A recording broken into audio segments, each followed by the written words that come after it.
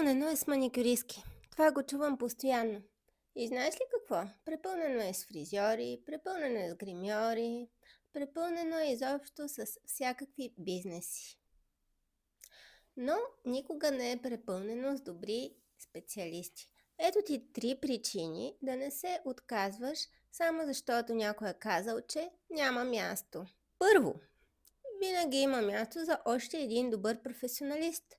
Средното ниво е пренаситено, високото винаги търси хора. Конкуренцията намалява с изкачването на върха. Второ, повече хора започват, малко издържат. Много хора се палят в началото, купуват материали, качват снимки и до 3-я месец се отказват. Не защото нямат клиенти, а защото нямат търпение.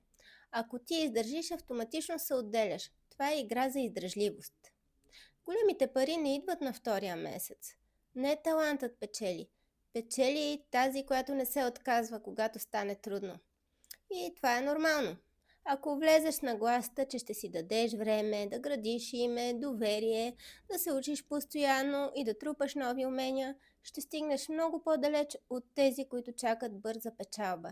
И трето, ако имаш усет към красивото, това е огромно предимство. Техниката се учи, усещането за естетика трудно се копира. Ако го имаш, развий го.